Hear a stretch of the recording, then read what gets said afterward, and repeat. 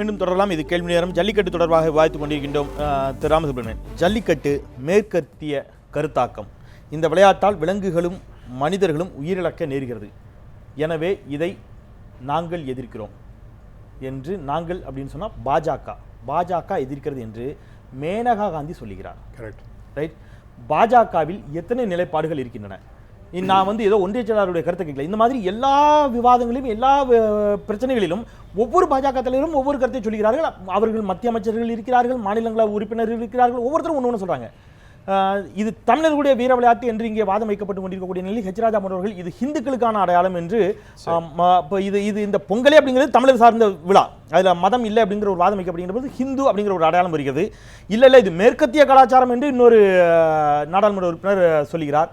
இதை எப்படி பார்க்கறது? பாஜக என்ன உறுதியான நிலைப்பாட்டோடு ஒரு விஷயம் நான் சொல்றேன். திருமதி மேனகா காந்தி அவர்களுக்கு ஒரு சில விஷயத்துல ரொம்ப அதாவது விடாப்பிடியாக சில விஷயங்கள்ல அவங்க சொல்லி கொண்டிருக்கிறார்கள். அந்த விஷயத்துல இந்த அனிமல் ப்ரொடெக்ஷன் அப்படிங்கிறது அவங்க கையில் எடுத்துக்கொண்ட விஷயம். அதனால அவங்களுடைய கருத்தாக சொல்கிறேன். இருங்க, அதனால அதை நீங்க யாரை நம்பணும்னா நீங்க ஜவடேகரை தான் நம்பணும். ஜவடேகரை எப்படி நம்புறது? அதுதான் சொல்றேன். ஜவடேகரை நாங்க எப்படி நம்புறது? 4 நாள் இருக்கிறது இந்த நாடாளுமன்ற. இல்ல, இந்த ஆண்டு ஜல்லிக்கட்டை நடத்துவதற்கு மத்திய அரசு இதுவரை செய்த நடவடிக்கைகள் என்ன? இல்ல, நான் ஒரு விஷயம், நீங்க 2-3 கேள்வி கேட்டீங்க, எல்லாத்துக்கும் ஒன்னொன்னா பதில் சொல்றேன். முதல்ல பசுவதையை பத்தி நீங்க பேசுனீங்க. பசுவதை என்பதை பத்தி இந்த கான்ஸ்டிடியூண்ட் அசம்பிளியில் டிஸ்கஷன் நடக்கும் பொழுது அதை கூடவே கூடாதுன்னு சொல்லிட்டு அந்த ஒரு பார்ட் 3 ஆஃப் தி கான்ஸ்டிடியூஷன்லேயே கொண்டு வரணும்னு சொன்னாங்க. ஆனாலும் இருந்தாலும் சில பேர் சில ப்ராக்டிக்கல் ரீசன்னால இப்போ வேண்டாம், இதில் டைரக்டிவ் பிரின்சிபல் ஸ்டேட் பாலிசியில் கொண்டு வருவோம் அப்படின்னு அதை பசுவதை என்பது கூடாது என்பதை பற்றி கான்ஸ்டியூஷனே சொல்லுகின்றது. ஆகவே இது நாங்களா ஒன்றும் உற்பத்தி பண்ணினது இல்லை, கான்ஸ்டிடியூண்ட் அசம்பிளியை டிஸ்கஸ் பண்ணி கான்ஸ்டியூஷன்லேயே இருக்கக்கூடிய ஒரு விஷயம் தான் அது. அதில் 26 ஸ்டேட்ல இந்த பசுவதை கூடாதுன்னு சட்டம் போட்டிருக்காங்க. அது நாங்கள் போட காங்கிரஸ் கவர்மெண்ட் தான் போடுறது. அது இல்லை என்றாலும், சட்டமாக இல்லை என்று சொன்னாலும் பாஜகவினுடைய நிலைப்பாடு அது, அதுல மாற்றுக்கிறது இல்லை. அதுல மாற்றுக்கிறது இல்லை. அப்ப நான் என்ன கேட்கிறேன், அதே நேரத்தில் என்னுடைய கேள்வி கோவாவுக்கான பார்வையிலும் பசுவிற்கான பார்வையிலும் பாஜக மாறுபடுகிறதா நான் கேட்கிறேன். இல்ல, அதுதான் என்னென்ன இடத்துக்கு இப்ப கோவாவுடைய சீஃப் மினிஸ்டர் என்ன சொல்றாரு, எங்களுடைய இடத்துல இந்த பசுவதை பத்தி நாங்க பேச முடியாது, ஏன்னா எங்களுடைய பழக்க வழக்கங்கள் அப்படிதான் இருக்கு, அதனால அதை நாங்க இங்க திணிக்க முடியாது ரொம்ப தெளிவாக சொல்லி இருக்கின்றார். ஆகவே அதுவும் பாஜக ஆளுகின்ற இடம் தான். அப்புறம் ரெண்டாவது கேள்விக்குள்ள நான் ஒரு பெரிய நுண்ணரசியல் இதற்குள் ஒளிந்திருக்கிறது. காளைக்கான ஆதரவு என்பதை ஹிந்துக்களுக்கான திருவிழா என்று சொல்வதன் மூலமாகவும், பசுவதையை எதிர்ப்பது என்பது பசுவை இஸ்லாமியர்கள் மட்டுமே சாப்பிடுகிறார்கள் என்ற ஒரு தோற்றத்தை ஏற்படுத்துவதன் மூலமாகவும் இதை ஒரு மதம் சார்ந்த பிரச்சனையாக பாஜக அணுகிறதா அப்படிங்கிறத நான் கேட்கிறேன். என்ன ரெண்டாவது கேள்விக்கு அதுதான் நான் பதில் சொல்ல வந்தேன். அதாவது ஹிந்துக்களுக்கே இந்த மாதிரி விளையாட்டு உண்டா, இது தமிழர்களுக்கு மட்டுமே உள்ள வீர விளையாட்டு, இங்கதான் பாரம்பரியம் அப்படின்னு நீங்க சொன்னீங்க பாருங்க. அதுக்கு என்னுடைய ஆன்சர் ரொம்ப சிம்பிள். பாகவத புராணம், அதே போல விஷ்ணு புராணம், இதுல கோசல மன்னன் அப்படின்னு ஒருத்தன் இருக்கான். அவன் நக்னஜித்னு பேர். அவனுடைய பெண்ணுக்கு பேர் சத்திய நகன ஜித்தை அப்படின்னு அவளுக்கு பேர்.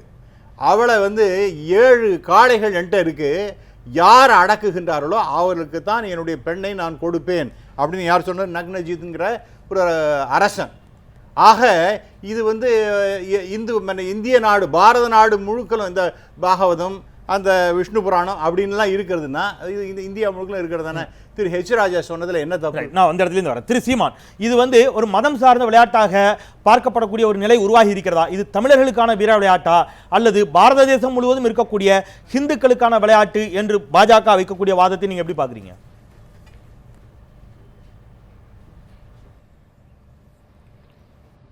இது முழுக்க முழுக்க தமிழருடைய தொன்ம விளையாட்டு.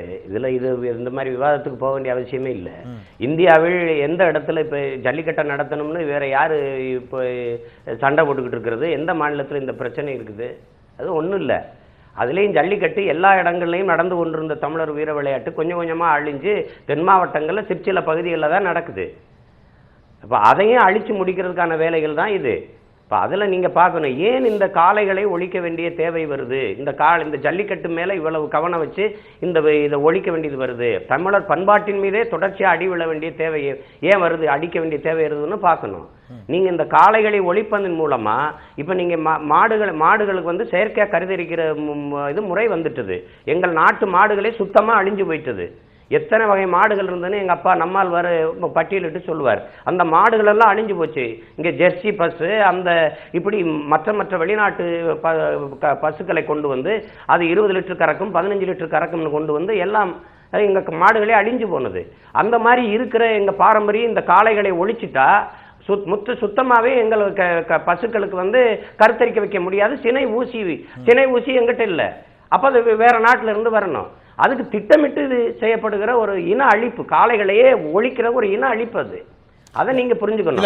இல்லைன்னா மற்ற விலங்குகள் மீது இல்லாத அக்கறை, இவ்வளவு உயிர் பிரியம் பேசுறவங்க ஆந்திர காட்டுக்குள்ள இருங்க, ஆந்திர காட்டுக்குள்ள 20 தமிழர்களை சுட்டு போடும் போது ஒரு சக மனிதன் உயிருக்கு இவங்க யாருமே பேசலையாதீங்க. இல்ல திரு சீமான், 2 கேள்வி. யாருமே பேசலையே. நீங்க ஒரு இல்ல மேற்கத்திய நாடுகளுடைய வணிக நோக்கத்திற்காகவே இது தடை செய்யப்படுகிறது, இதை வந்து இந்த விளையாட்டை வந்து முற்றிலுமாக ஒழிக்கணும்னு நினைக்கிறாங்கிறது உங்களுடைய வாதமா இருக்கிறது. ஆனால் மேனகா காந்தி இது மேற்கத்திய கருத்தாக்கம்னு சொல்றாரு. இந்த விளையாட்டே இங்க இல்லைங்கிறார் அவரு. தம்பி, மேனகா காந்தி கிட்ட போய் நம்ம இதை என்ன பேசிட்டு இருக்க முடியும்? அவங்களுடைய கருத்து அது, அவங்க தான், அவ்வளவுதான். அது அவங்களுக்கு தமிழர்னா யாருன்னு தெரியுமா, தமிழ்நாடுன்னா என்னன்னு தெரியுமா, அது ஏதாவது தெரியுமான்னு சொல்லுங்க. ஜல்லிக்கட்டு இங்க நடக்கிறதையாவது பார்த்திருக்காங்களா அவங்க? பொங்கல்னா என்னன்னு தெரியுமா? அவங்க கருத்தை போய் எடுத்துக்கிட்டு அந்த கருத்தை விவாதத்தை கொண்டு வரீங்க.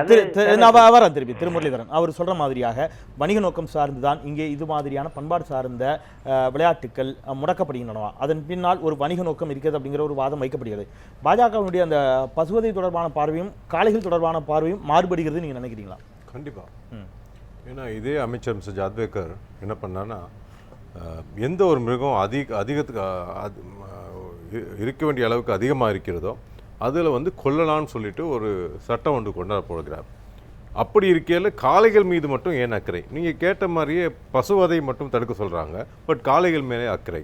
அதே நேரத்தில் நம்ம தமிழ்நாட்டிலேருந்து ஒரு நாளைக்கு ஆயிரக்கணக்கான மாடுகள் கேரளாவுக்கு கசாப்புக்கு போகின்றன. நான் கசாப்பெல்லாம் எதிர்க்கல, பட் நான் என்ன சொல்கிறேன்னா, அந்த கொண்டு செல்லும் முறை வந்து ரொம்ப கொடுமையான முறை. அது தமிழ்நாட்டில் தஞ்சாவூர், திருச்சி, மதுரை இந்த ரூட் வழியாக தான் கோயம்புத்தூர் வழியாக கேரளாவுக்கு போகுது. இதை வந்து இவ்வளோ அரசியல் கட்சிகள் பேசுகிறாங்க, பசுவதை பசுவை காப்பாற்றணும்னு. யாருமே அதை வந்து தடுக்க மாட்டேங்கிறாங்க. ஸோ அது வந்து இந்த ஜல்லிக்கட்டு பார்த்திங்கன்னா வருஷத்தில் ஒரு வாட்டி நடக்கிறது. இந்த பசுவதைங்கிறது தினந்தோறும் நடந்துகிட்டு இருக்கு. Thank you.